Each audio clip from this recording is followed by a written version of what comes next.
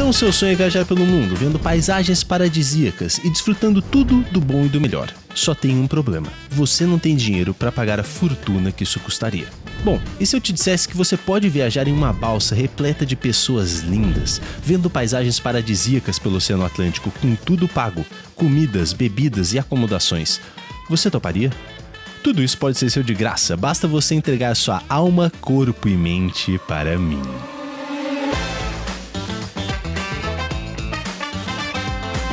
Desde criança, eu sempre gostei muito de estudar, ler enciclopédias, acompanhar experimentos científicos, pesquisar qualquer coisinha maluca que me vier à cabeça no Google, porque eu sinto que a ciência mostra pra gente formas de resolver os problemas que a gente encontra no dia a dia, tornando a nossa vida mais prazerosa e mais fácil de se viver. Agora, dentre todos os experimentos malucos que eu já vi, esse tem um lugar especial. A balsa de Acaly foi sem dúvida um dos experimentos científicos mais bizarros já feitos na história da humanidade, sem nenhum fundamento científico, com hipóteses e premissas totalmente equivocadas, e seguia tanto a metodologia científica quanto o horóscopo do Jornal de Quinta. Quando eu conheci essa história, eu não conseguia acreditar que alguém achou aquilo uma boa ideia. Eu me perguntei várias vezes qual o objetivo desse experimento. Quem topou participar dessa loucura? Mas quanto mais eu investiguei, mais fascinado eu fiquei. Essa história é cheia de absurdos, reviravoltas, preconceitos e aprendizados. E ainda tinha essa figura aqui: Santiago Genovés Tarazaga. Agora, o que eu não sabia é que depois de conhecer tudo sobre a balsa do sexo, eu ia acabar renovando a minha fé na humanidade.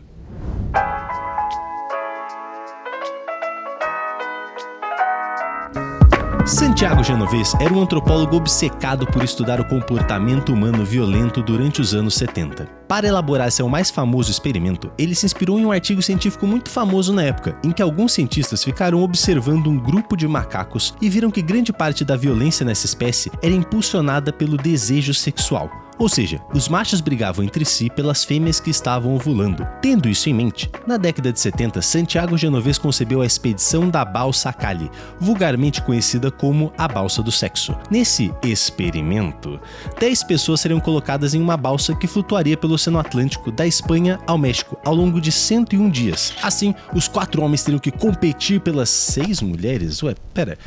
Não importa, o ponto é que seria tudo muito sensual e um mix de luxúria e clube da luta.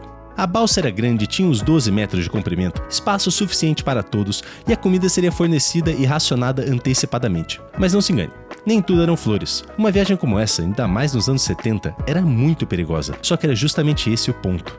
Santiago acreditava que em situações mais perigosas, as pessoas voltariam aos seus instintos mais básicos e animalescos. Mas qual era o objetivo disso? Fazer a galera brigar e fim? O objetivo principal da balsa do sexo era que, se Santiago Genovés pudesse encontrar a razão para a violência na espécie humana, ele poderia desvendar o segredo para a paz mundial. What? Sério, isso não é uma piada não. O real objetivo do experimento era esse. Você já reparou como várias vezes na história da humanidade tem gente doida fazendo atrocidades e maluquices, sempre com um objetivo nobre? E um pequeno disclaimer aqui: se durante esse vídeo você pensar, meu Deus do céu, esse Santiago é um completo idiota, baseado em algum comportamento, decisão ou ideia que ele tiver, eu só poderei te dizer uma coisa: você está completamente certo. De qualquer forma, voltando para nossa história, Santiago fez questão de escolher pessoas de diferentes origens, culturas e países. Então Santiago era um cara inclusivo, que valorizava a diversidade. Não. Ele escolheu um grupo tão diversificado de pessoas por 2 motivos: criar tensão entre as pessoas e ter um microcosmo do mundo em sua balsa. Ah, entendi, ciência. Então ele pegou aleatoriamente 10 pessoas de diferentes lugares do mundo. Não, que ciência que rapaz. Santiago não escolheu as pessoas aleatoriamente. Lembra que ele queria a galera se pegando em todos os sentidos da palavra. Por isso, todas as pessoas tinham em torno de uns 20 e poucos, 30 anos e eram muito atraentes para os padrões do Santiago, claro. E olha, eu preciso te falar uma coisa: dentre esses membros temos várias peculiaridades e curiosidades que merecem ser destacadas.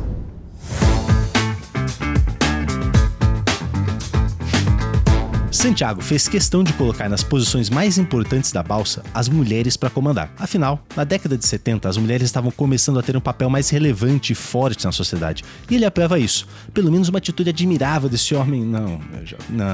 Quem dera fosse simples assim, mas calma que a gente já chega nesse ponto. Ainda temos que responder uma pergunta: quem eram os membros dessa maluquice que o Santiago insistia em chamar de experimento científico? Dentre essas pobres almas perdidas, vou destacar os mais importantes para nossa história. Maria Bjornstam, a capitã.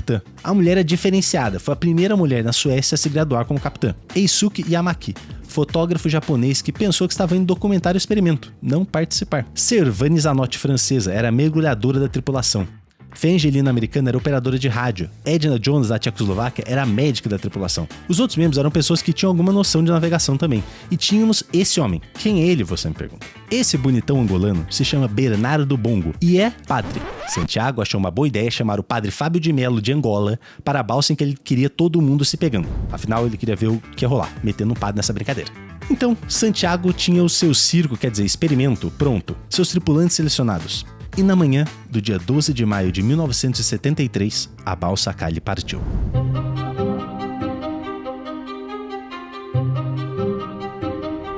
Conforme Santiago havia planejado, basicamente o experimento iria consistir nele ficar sentado em um canto, fazendo anotações sobre as pessoas na balsa, enquanto inevitavelmente o tecido social iria se desintegrar e as pessoas se veriam num completo caos, num ambiente sem lei, dominado pela violência. Obviamente isso não tem nada de científico, é muito mais um fetiche de uma mente deturpada, que busca a paz mundial. Vamos lembrar disso, sempre. Nos primeiros dias, todos faziam suas obrigações no barco e tudo estava correndo bem. A única coisa estranha era Santiago. Além de observar e anotar, ele distribuiu um questionário semanal aos participantes, que incluía perguntas como: quem você acha mais chato nessa balsa? Quem você eliminaria do experimento? De quem você mais gosta? O que faria você ser violento? Sinistro? Ligeiramente estranho, claro. Mas essas pesquisas eram respondidas em particular e compartilhadas apenas com Santiago, o que dá um certo ar de credibilidade. Ele era meio maluco, mas tinha um pouco de bom senso. No entanto, era bastante óbvio que Santiago queria que seu experimento fosse por um caminho: violência. Então, com o passar dos dias, a fina camada de terra no horizonte desapareceu e os pássaros no céu sumiram. A única coisa que os olhos podiam alcançar era a solidão azul do mar.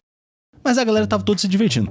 Claro que não existia privacidade e ninguém se conhecia direito, mas a balsa flutuava tranquilamente sem muito trabalho. E o pessoal tinha tempo para relaxar, ler um livro, sentir a brisa do mar e conversar tranquilamente. Com o passar do tempo, todos estavam se tornando bons amigos. Os vídeos do experimento mostram os participantes sorrindo, brincando e conversando juntos. Tudo indica que eles estavam curtindo e se divertindo durante o seu tempo lá. Entretanto, havia uma carta na manga de Santiago para gerar a violência. E por isso agora ele esperava por cada toque fugaz, cada olhar sensual, até que a tripulação fosse tomada por um crescendo de luxúria incontrolável. E eventualmente ele obteve o que queria. Os relacionamentos começaram. Mas não foi o Sense8 alto mar.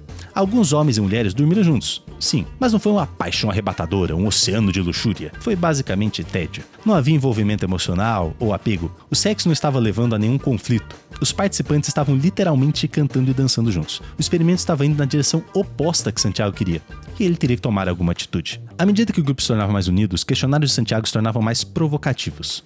Quantas vezes você se masturbou? Com quem você teve relações sexuais? Com quem você gostaria de ter relações sexuais? Quem você quer matar? É claro que com todas essas perguntas bizarras e estando cada vez mais insatisfeito, a resposta mais comum para a pergunta "quem você mais detesta?" era Santiago. Ele era a pessoa mais odiada da balsa. E para você ver como ele estava ficando paranoico, teve um momento em que o grupo conseguiu pescar um tubarão pequeno. Todos ficaram animados, começaram a cortar a carne do tubarão com o machado e separar a cabeça. Santiago escreveu em seu diário que esse era o momento. Agora a violência sanguinária viria. O instinto animalesco iria tomar conta desses infelizes. As pessoas estavam apenas cortando o tubarão para cozinhar e comer. Não tinha nenhum sadismo ou violência por trás. E para o desgosto de Santiago, a amizade continuava a crescer entre a tripulação. Eles se divertiam juntos, se ajudavam nas tarefas da balsa e com o tempo e o afastamento do resto do mundo, começaram a se aproximar mais a cada dia que passava. Passaram a compartilhar segredos, detalhes íntimos de sua vida que jamais contariam em outras situações, mas a vivência tão próxima na balsa acabou estimulando essa abertura. Algo realmente mágico, saudável e lindo. O nascimento de amizades verdadeiras em condições muito difíceis. Laços fortes que perduram por toda a vida. Uma participante disse que a balsa era na verdade uma fuga de um relacionamento abusivo e das agressões que sofria, e que as pessoas a bordo, mesmo sem saber, ajudaram a superar aquele momento tão difícil. Outra, a única mulher negra a bordo, se comoveu, pensando que seus ancestrais provavelmente fizeram a mesma jornada pelo Atlântico, só que em condições muito piores, como escravos. Isso a fez apreciar mais as oportunidades que tinha agora. E enquanto isso, Santiago estava lá, sentadinho num canto, observando e torcendo para todos se matarem. Mas calma, também Santiago não era esse monstro sem coração. Afinal, ele apoiava as mulheres a ter uma posição de poder, lembra? Então um dia, o leme da balsa quebrou. Uma das mulheres, Servane Zanotti, era qualificada, mergulhadora profissional. Estava preparada e disposta a mergulhar sob a embarcação para consertar o bendito do leme. Mas Santiago não deixou. Cavalheiro, né? Claro. Ele virou para a mergulhadora e disse que ela não podia ir para a água porque era uma mulher. Ué, Como assim? Ele não tinha chamado ela pra ser mergulhadora da tripulação? Aí é que está. Ele não tava nem aí para as mulheres serem empoderadas. Ele só colocou as mulheres em cargos de poder porque assim os homens iriam se sentir menos homens por receberem ordens de uma mulher. Isso é ciência, gente. Se um homem recebe ordem de uma mulher mais capacitada que ele, automaticamente ele soca a cara de outro homem. Pô, todo mundo sabe disso. Servane, obviamente, não gostou, mas acabou cedendo. Santiago pegou os equipamentos de mergulho dela, que obviamente não serviam nele, e foi pra água. Só tem um pequeno probleminha. Santiago não sabia mergulhar em alto mar e quase morreu afogado. Consertou o leme? Claro que não. Mas naquela noite, Servane mergulhou e fez o serviço sozinha. No dia seguinte, o sol raiou e quando Santiago viu que tinham consertado o leme, ele ficou puto, fora de si. Agora acabou, não tinha mais como. Ele convocou uma reunião com todos da tripulação e falou que estavam sendo muito amigos, que estavam estragando o experimento dele e eles não sabiam a verdade um do outro. Então, ele começou a ler as respostas de cada um dos questionários que ele tinha feito. Virava uma pessoa e falava: aquele outro ali quer te matar, fulano quer ter relação sexual com você. Chegou ao absurdo dele falar para a única mulher negra que ela deveria dormir com o padre, que era o único homem negro no barco, porque era natural. É claro que ele pensou, joguei ele na fogueira, agora eles vão começar a se matar. Mas o resultado foi que o grupo conversou entre si, se acertou e passou a odiar ainda mais Santiago. Todos ali já eram bons amigos e não havia nada que Santiago pudesse falar para atrapalhar esses relacionamentos. Mas o que eles não sabiam era como isso estava sendo recebido pela mídia na época. Os jornais ficaram sabendo do experimento e logo apelidaram de a balsa do sexo. A mídia e o público não estavam interessados na nobre missão do cientista buscando a paz mundial. Queriam saber das fofocas de quem pegou quem. Pensando bem, talvez essa tenha sido a primeira versão do BBB ou de Largados e Pelados da história. Porém, o problema é que a universidade em que Santiago trabalhava não gostou nada dessa publicidade e cortou os laços com ele e com seu experimento. Com essa notícia, Santiago ficou ainda mais triste e foi nessa hora que veio a tempestade. Enquanto a embarcação flutuava para o Caribe, veio uma tempestade tropical muito forte. A capitã do barco, Maria, tinha como trabalho liderar todos da balsa nos momentos difíceis, orientar o que cada um deveria fazer, controlar os ânimos e guiar a balsa para a direção mais segura. Ela sugeriu então que eles deveriam buscar abrigo em uma ilha do Caribe próxima até a tempestade passar. Santiago, que já não estava muito bem com tudo que estava rolando, falou que ir para uma ilha e ter contato com uma civilização iria arruinar seu importante experimento. Maria se recusou a arriscar a vida de todos. Sendo assim, Santiago roubou o título dela, claro, se tornou capitão e mandou que todos entrassem na cabine, trancassem as portas e apenas aguardassem a tempestade passar. Felizmente, a tempestade de fato passou sem nenhuma baixa. Mesmo assim, não demorou muito para o reinado de Santiago como capitão acabar. Uma manhã, um navio de carga gigantesco estava indo na direção deles. A balsa seria atropelada e todos morreriam. Santiago, o capitão, entrou em pânico, correu pela balsa gritando sem ter ideia do que fazer, já que o rádio não funcionava. Enquanto isso, Maria, a ex-capitã, permaneceu calma. Ela deu instruções a todos sobre como sinalizar para o navio mudar de rumo. Os fez disparar fogos de sinalização e emitir sons com a buzina da balsa. O cargueiro mudou de curso no último instante e evitou a colisão. Maria então voltou à sua posição de direito como capitã. E após esse incidente, Santiago meio que se retirou completamente do experimento. Ele parou de distribuir questionários, parou de fazer anotações e parou de realizar suas famosas reuniões. Em vez disso, ele apenas se isolou, ficando amuado e solitário. Com Santiago fora da jogada, o clima na balsa estava melhor do que nunca. O grupo estava livre para se divertir e aproveitar, sem ter um voyeur constantemente observando e anotando num canto, torcendo para eles se matarem. Os participantes disseram que, depois que Santiago se retirou da expedição, eles se tornaram um grupo muito mais unido. As amizades casuais se transformaram em laços íntimos e genuínos. Quando a balsa chegou ao seu destino, eles já eram melhores amigos. Assim que eu terminei de ler sobre esse experimento, imediatamente veio à minha mente uma história muito conhecida.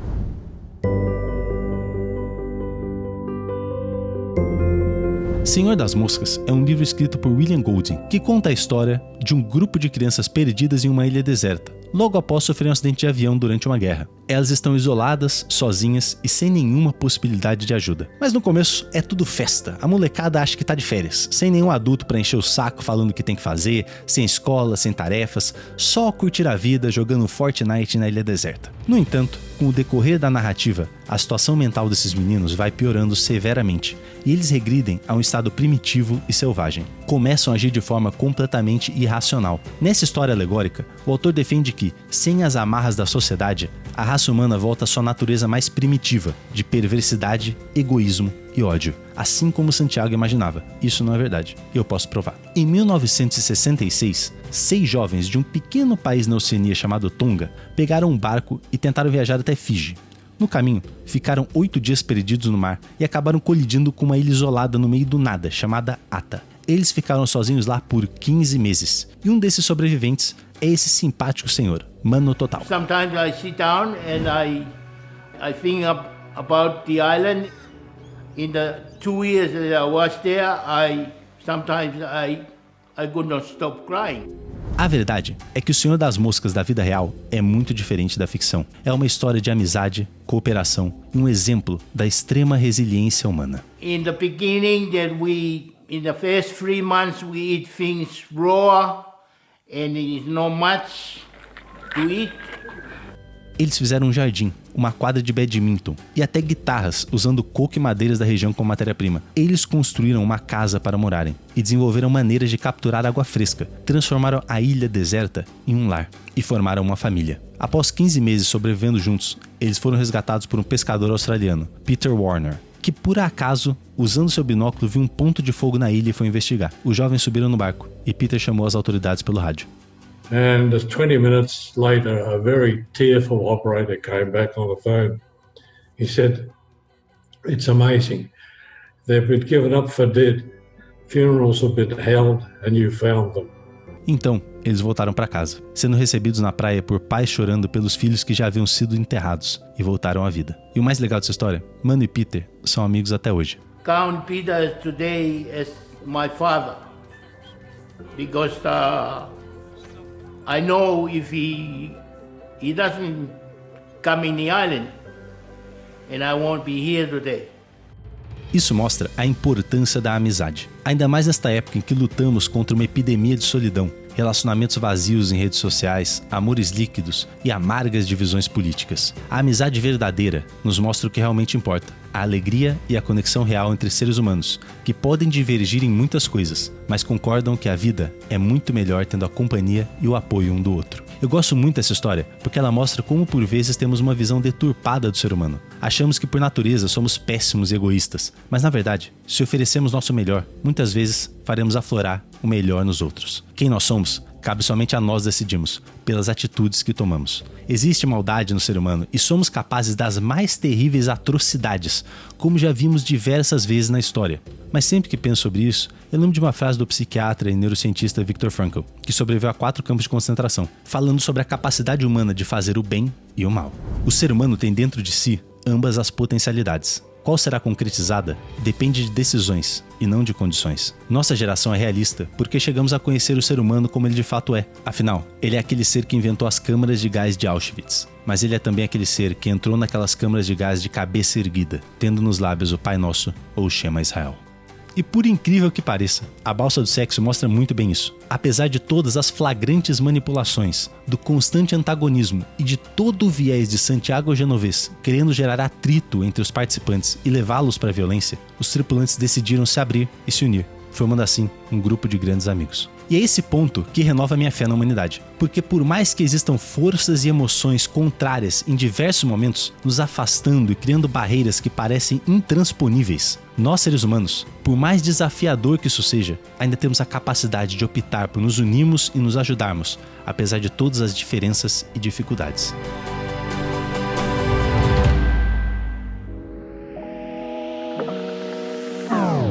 Muito obrigado por ter assistido até aqui, eu sou o Léo e se você gostou desse vídeo, acho que você também vai gostar desse que tá na tela, em que eu falo sobre o desejo de não existir e como superá-lo. Vejo você lá. Tchau!